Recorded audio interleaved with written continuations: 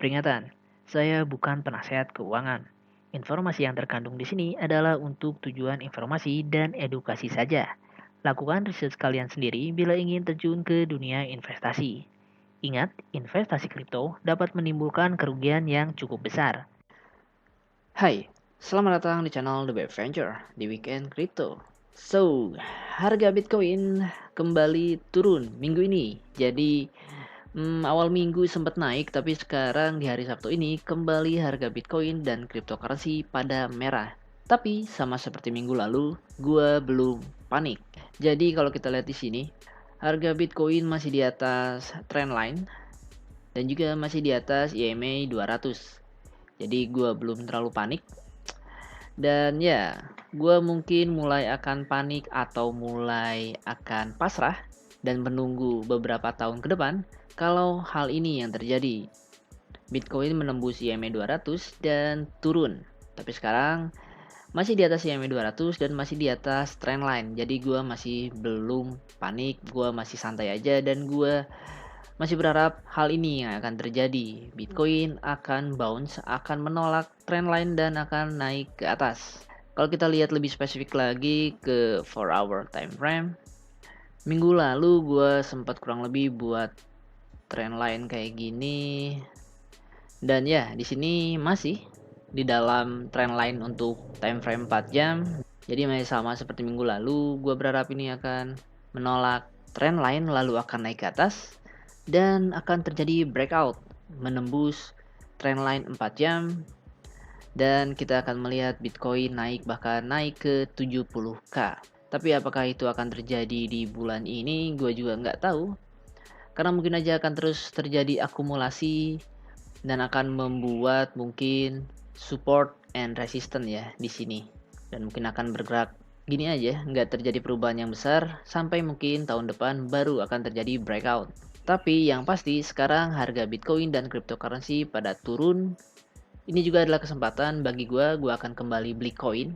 Sebelum gue akan beli koin, gue akan bahas kenapa gue masih optimis, kenapa gue masih nggak panik. Salah satunya karena ada berita yang cukup besar minggu ini, di mana Jack Dorsey, orang nomor 1 Twitter, dan sekarang menjadi mantan orang nomor 1 Twitter. Jadi Jack Dorsey baru aja resign dari Twitter. CEO Twitter ini resign pada hari Senin. Jadi sekarang dia nggak lagi berhubungan dengan Twitter.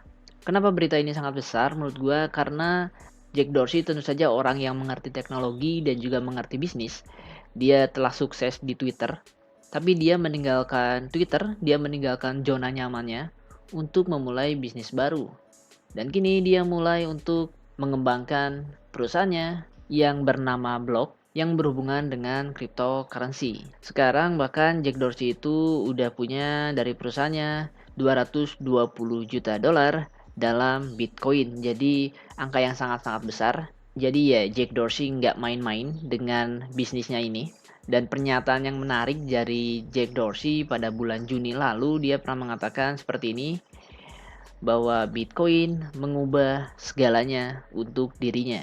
Jadi ya, ini udah pasti bukan hal yang disepelekan. Jack Dorsey benar-benar serius kepada Bitcoin, benar-benar serius kepada cryptocurrency. Setelah sebelumnya, seperti yang kita ketahui, Facebook mengubah namanya juga ke Meta. Dan sepertinya dunia digital kedepannya akan semakin masif, semakin besar. Jadi ini kesempatan yang besar bagi kita bahwa cryptocurrency, dunia digital masih dalam fase awal. Dan gue pribadi, gue ingin mendapatkan keuntungan dari fase awal cryptocurrency, fase awal dari dunia digital yang menurut gue akan sangat besar di masa yang akan datang.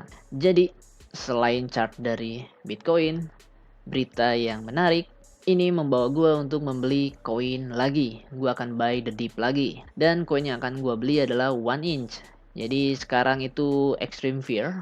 Fear and Greed Index lagi Extreme Fear. Jadi kesempatan yang bagus untuk beli. Lalu kenapa 1 inch? 1 inch ini adalah salah satu cryptocurrency yang cukup populer juga. Mungkin sekarang udah nggak di 100 besar. Sekarang 1 inch itu ada di 108 market capnya dan sudah turun 65%. Jadi diskon yang cukup besar ya. 1 inch ini menyediakan salah satu fitur terkenalnya, salah satu fitur populernya adalah protokol aggregation. Jadi digunakan untuk exchanger ya, digunakan untuk menukarkan satu uang kripto ke kripto lainnya.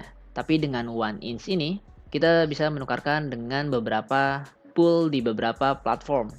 Jadi 1inch akan menyediakan harga terbaik ya, ketika akan menukarkan koin kripto. Itu yang gua mengerti ya, yang gua pahami.